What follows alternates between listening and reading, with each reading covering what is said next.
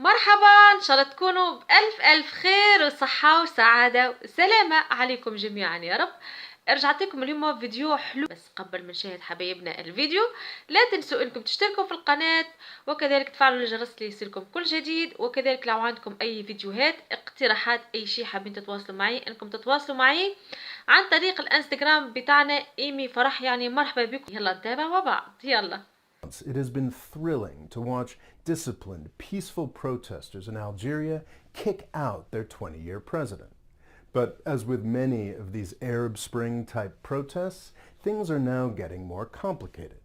The protesters want more change. The regime, obviously, wants less. And many outsiders are now confidently predicting disaster. Disaster is certainly a possibility, but I have higher hopes. Because Algeria is a much stronger country than most people realize. Over the past month, I have covered the disaster in Libya and the extraordinary accomplishments of Tunisia. It's tempting to claim that Algeria could follow in the footsteps of either of these two neighbors, but that undersells both the potential and the risk here.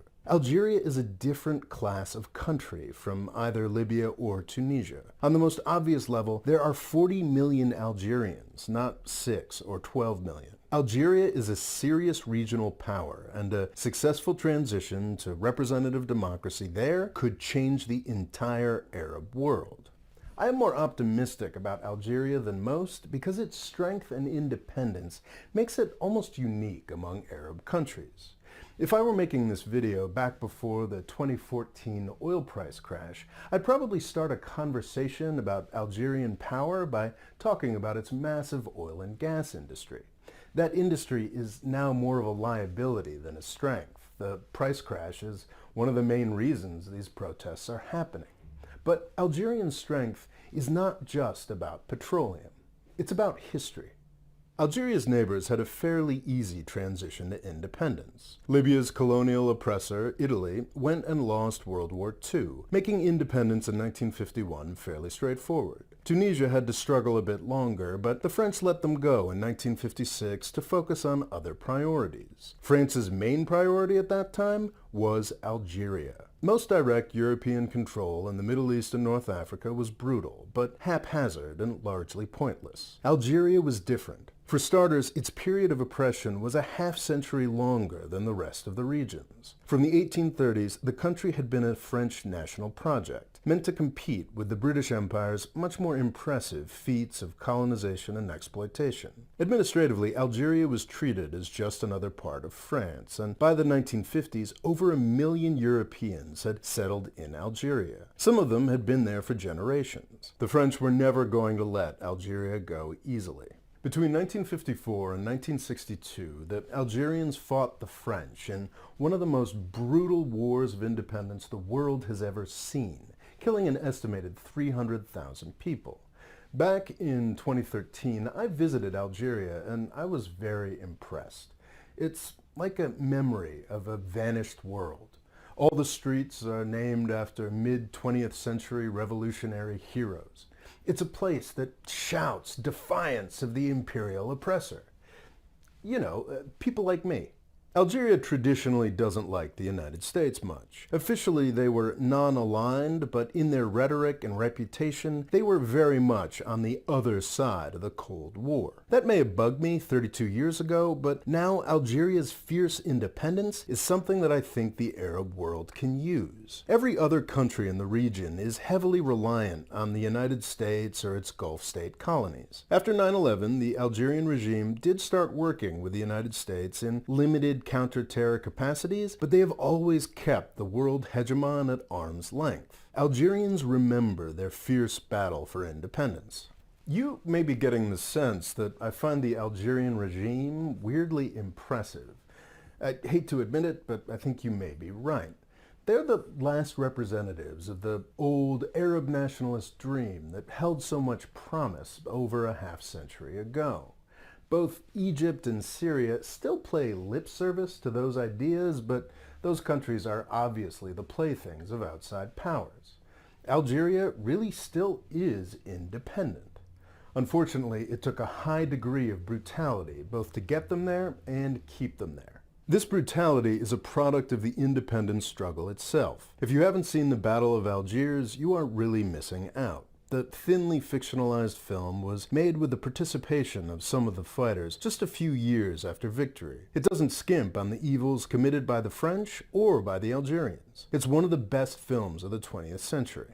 The French were kicked out by necessarily brutal men and women. After independence, unfortunately, that brutality was sometimes turned against the Algerian people. In 1988, in part as a result of the last oil price crash, the Algerian people had had enough. They demanded a say in their own government, and the regime at the time decided to give it to them, setting up multi-party elections. Nobody else in the region was trying something like that back then. Algeria was far ahead of its time. Too far ahead of its time, it turned out.